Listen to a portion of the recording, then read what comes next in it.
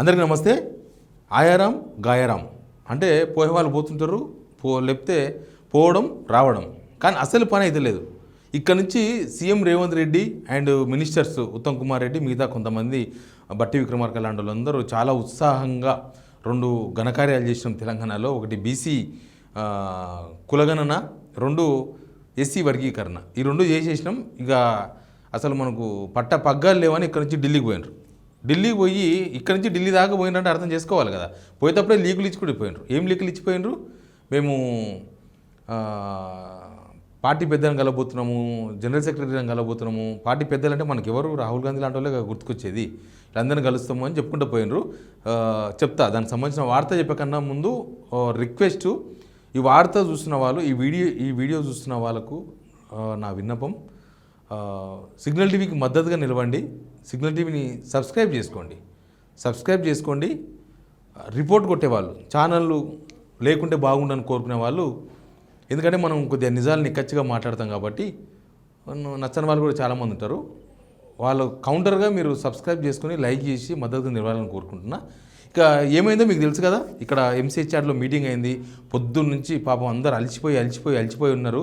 అయినా సరే సాయంత్రానికి మళ్ళీ ఎయిర్పోర్ట్ నుంచి CM Revanth Reddy and team Delhi పోయి రాత్రినే కేసీ వేణుగోపాల్ని కలిసిన తర్వాత ఇంకా ఈరోజు మల్లికార్జున ఖర్గేని కలిసిండ్రు.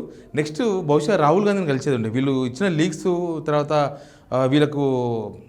వీళ్ళు ఉస్కో అంటే డిస్కో అనే మీడియా అంతా కూడా వీళ్ళు రాహుల్ గాంధీని కలవబోతున్నారు, అసలు ఈ రెండు అంశాలను అధిష్టానానికి వివరించబోతున్నారు అన్నట్టుగా చెప్పిండ్రు.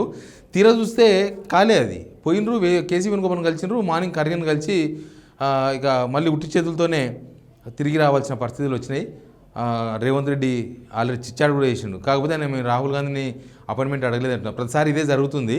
ఇది 30సారి ఢిల్లీ పోవడం. ఇంతమంది మన డబ్బులు పెట్టుకొని ఢిల్లీ దాకా పోయి ఏదో చెప్పుదామని పోతే రాహుల్ గాంధీ ఎందుకు కలవలేదు? పొద్దుగాల ట్రై చేసినట్టున్నారు. ఆయన పార్లమెంట్కి వెళ్ళిపోయిండు. తర్వాత ఇంకా పార్లమెంట్ నుంచి ఆయన పోయిండు. వీళ్ళు ఇంకా చెప్పాల్సింది చెప్పుకొని వచ్చేసిండ్రు.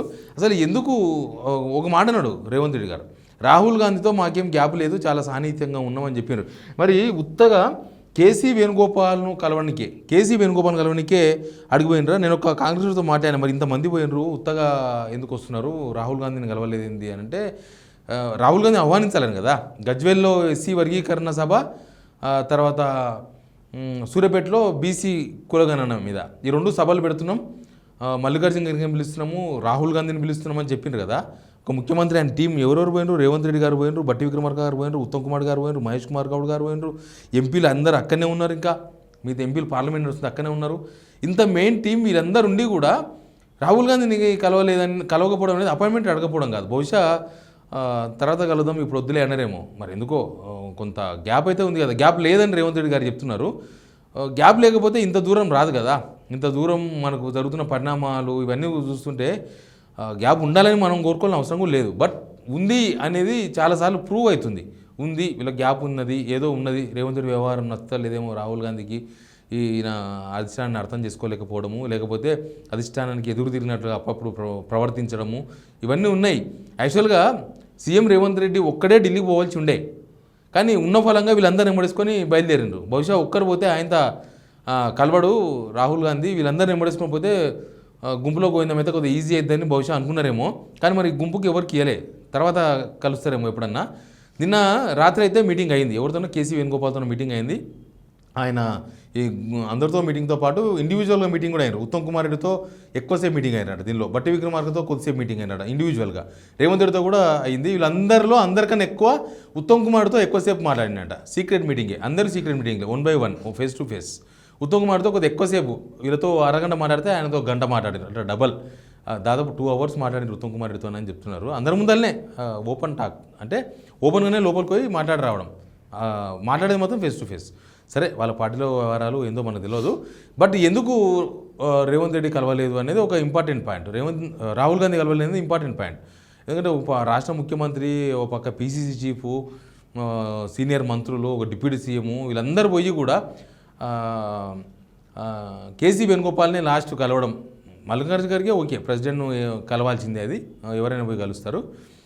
అయితే ఒక కాంగ్రెస్ లీడర్ ఏమన్నా అంటే, రాహుల్ గాంధీ ఎప్పుడు ఆహ్వానిస్తారు? మరి రాహుల్ గాంధీ రావాలి కదా సభకు. రాహుల్ గాంధీ సూర్యాపేటలో పెట్టే సభకో లేకపోతే గజ్వేల్లో పెట్టే సభ. గజ్వేల్ ఎస్సీ వర్గీకరణ పెడితే మల్లికార్జున ఖర్గే గారు వస్తారు. ఒకవేళ సూర్యాపేటలో బీసీ పెడితే రాహుల్ గాంధీ రావాలనేది వీళ్ళ లక్ష్యం. వీళ్ళు ఆహ్వానించడానికి పోయినారు. వీళ్ళు మేమందరం ఎక్కువ చేసినాం, తెలంగాణ అంతా మొత్తం యాక్సెప్ట్ చేసేసింది, తెలంగాణ జనమంతా ఫుల్ హ్యాపీగా ఉన్నారు, మన 2 చారిత్రాత్మక విషయాల మీద తేల్చేసినాం.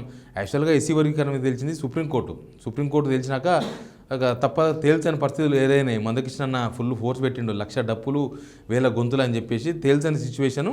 ప్లస్ లోకల్ బాడీ ఎలక్షన్స్ అవన్నీ ఉన్నాయి, స్కీమ్స్ అమలు చేయలేకపోయినారు. ఇది ఫ్రీయే కదా, ఇవి 2 ఉన్నాయి, డబ్బులు ఖర్చు అయితే ఏం కావు. ఈ 2 వర్గీకరణ అయినా తర్వాత బీసీ కులగనన్నా 150 కోట్లతో అయిపోయింది.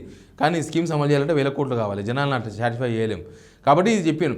ఆయన చెప్పిన లెక్క ప్రకారం ఏంటంటే రాహుల్ గాంధీతో ఫోన్లో మాట్లాడతారంట తర్వాత. అంటే కేసీ వేణుగోపాల్ గెలవడానికి వీళ్ళందరూ ఫ్లైట్ డబ్బులు, తెలంగాణ ప్రజల డబ్బులు ఖర్చు పెట్టుకొని ఢిల్లీ దాకా పోయినరా అని రాహుల్ గాంధీతోనేమో ఫోన్లో మాట్లాడతారంట. కేసీ వేణుగోపాల్తో మొత్తం డైరెక్ట్ మాట్లాడడానికి రాత్రి ఉన్న ఫలంగా అన్ఎక్స్పెక్టెడ్ అంట. నాకున్న సమాచారము ఎవరు బట్టి విక్రమార్క తర్వాత ఉత్తమ్ కుమార్ రెడ్డి వీళ్ళిద్దరూ అప్పటికప్పుడు తీసుకుపోయినారు. వాళ్ళకి అపాయింట్మెంట్స్ ఉన్నాయి సాయంత్రం. చాలామంది వీళ్ళని కలిసే అవకాశం ఉండేనట్టు, చాలామంది కలవాలన్నప్పుడు చెప్తారు కదా, అపాయింట్మెంట్ ఇస్తారు కదా. కానీ ఉన్న ఫలంగా వీళ్ళని కూడా తీసుకొని పోయినారు. యాక్చువల్గా పీసీసీ చీఫ్ తర్వాత సీఎం ఇద్దరే ఢిల్లీకి పోల్చి ఉండే ముందు షెడ్యూల్. వాళ్ళ పేపర్లో కూడా అవే రాపించుకున్నారు కదా, ఇద్దరం పోతున్నాము, రాహుల్ గాంధీని కలుస్తున్నాము, పార్టీ పెద్దలను కలుస్తున్నాము, ఏఐసీసీ పెద్దలను కలుస్తున్నామని. కానీ ఉన్న ఫలంగా వీళ్ళని కూడా రెడీ చేసుకొని పోయినారు. వాళ్ళు అంతా పోయిన తర్వాత కూడా ఎందుకు రాహుల్ గాంధీ కలవలేదో వాళ్ళకే తెలవాలి. ప్రతిసారి పోయినప్పుడల్లా అపాయింట్మెంట్ ఇవ్వలేదు అనేది బయటికి కనిపిస్తుంది. వీళ్ళేమో మేము అడగలేదు అంటారు. రాహుల్ గాంధీని అపాయింట్మెంట్ అడగలేని చాలాసార్లు చెప్పిన, కాంగ్రెస్లో సాంప్రదాయం ఉంటుంది, ముఖ్యమంత్రులు ఏ ముఖ్యమంత్రి అయినా సరే ఢిల్లీ పోతే ఖచ్చితంగా కనీసం రాహుల్ గాంధీని ఎన్నో దగ్గర ఏ మూల మీదనో ఆయన ఎక్కడో పోతుంటే అన్న కార్ఖాన వాడే నమస్తే అన్న, నమస్తే సార్, నమస్తే రాహుల్జీ అన్న సాంప్రదాయం ఉంటుంది. పార్టీ పెద్దలు అంటే ఇప్పుడు రాహుల్ గాంధీ యాక్టివ్గా ఉన్నాడు, సోనియా గాంధీ గారికి ఆరోగ్యం బాగాలేదు కాబట్టి రాహుల్ గాంధీ మొత్తం చూసుకుంటున్నాడు. కానీ మరి అట్లా కూడా కలవలేదు వీళ్ళు, కనీసం ఏడా నమస్తే అని పెట్టినా కూడా కలిసిన సందర్భాలు లేవు. మరి వీళ్ళు బహుశా రేవంత్ రెడ్డి ఉన్నాడు కాబట్టి వీళ్ళిద్దరు కూడా 2-3 ఉన్నారుగా, ఎప్పుడంటే అప్పుడు కలిసేవాళ్ళు. బట్టి విక్రమార్క, ఉత్తమ్ కుమార్ ఇలాంటి వాళ్ళు రెగ్యులర్గా చాలాసార్లు రహస్యంగా పోయి కలిసి వచ్చిన సందర్భాలు ఉన్నాయి. కానీ వాళ్ళు కూడా పెద్ద లైట్ తీసుకున్నట్టున్నారు. ఎందుకులే మనం ఈ నెంబర్ పోతే మనం కూడా మైనస్ అవుతాం రాహుల్ గాంధీ దగ్గర అని చెప్పేసి బహుశా వీళ్ళు కూడా ఈయనతో పాటే మీరే అపాయింట్మెంట్ అడితే మీతో పాటు వస్తాం, మేమేమో అడగమన్నట్టు ఏమైనా చేసిండేమో. రేవంత్ రెడ్డి గారేమో వీళ్ళను చూపించేసి అపాయింట్మెంట్ తీసుకొని పోయి కలవాలనేది ఈయన ప్లాను. వీళ్ళేమో ఈ నెంబర్ పోతే మాకెక్కడ బొక్క పడుతుందో, ఇదంతా మాకెందుకు అనే దానిలో బహుశా కాంగ్రెస్ రాజకీయాలు చాలా ఇట్లే ఉంటాయి. చూసి బోర్ కొట్టేసింది కాంగ్రెస్ రాజకీయాలు. కాబట్టి ఇంత ఈజీగా చెప్పగలుగుతున్నాము. ప్లస్ మనకు ఢిల్లీలో ఉన్న కొంతమంది ఫ్రెండ్స్తో కూడా మాట్లాడతాం కదా, ఏమవుతుంది ఎట్లా అనేది. అదంతా మాట్లాడిన తర్వాత వచ్చిన సారాంశం అదే. కేసీ వేణుగోపాల్ని కలవాలంటే యాక్చువల్గా ఫోన్ చాలు, కలవాల్సిన అవసరం లేదు. కేసీ వేణుగోపాల్కి పనికే ఇంతమంది ఇక్కడ నుంచి డబ్బులు ఖర్చు పెట్టుకొని పోవాల్సిన అవసరం లేదు. రాహుల్ గాంధీ కలవాలంటేనే వీళ్ళందరూ పోవాలి. రాహుల్ గాంధీతో ఫోన్లో మాట్లాడతారు అని చెప్తున్నారు.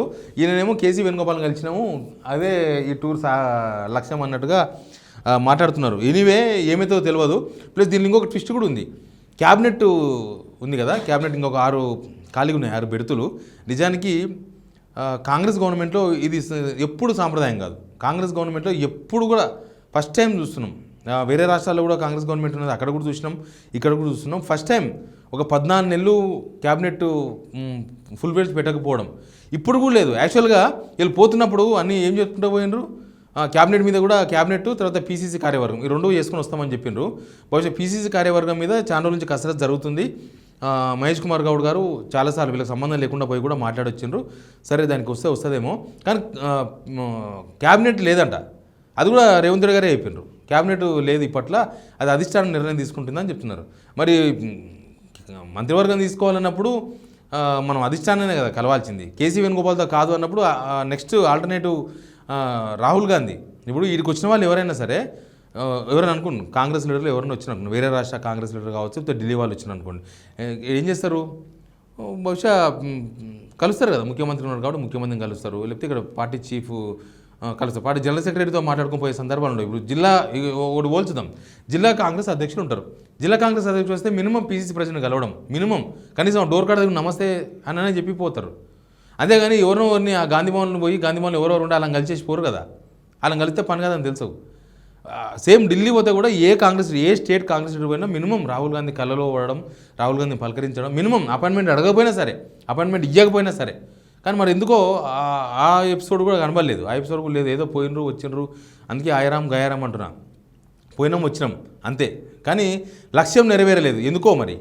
వీళ్ళేమో పెద్దగా అసలు యాక్చువల్గా ఏఐసిసి వాళ్ళు ఇచ్చిన టార్గెటే ఇది, కులగన్న వేయాలన్నది వాళ్ళ టార్గెటే. తర్వాత బీసీ కులగన్న చేసి మోడీకి సవాల్ విసిరాలనేది వీళ్ళ టార్గెట్, ఏఐసిసి టార్గెటే. ఇక ఎస్సీ వర్గీకరణనేమో తప్పనిసరి సిచ్యువేషన్లో ఇక్కడున్న పొజిషన్, ఇక్కడ కొద్దిగా ప్రెషర్ ఎక్కువైపోయింది, చేయక తప్పదు, రేపు ఎలక్షన్స్ పోవాలంటే మినిమం స్కీమ్స్ అమలు చేయలేదు కాబట్టి.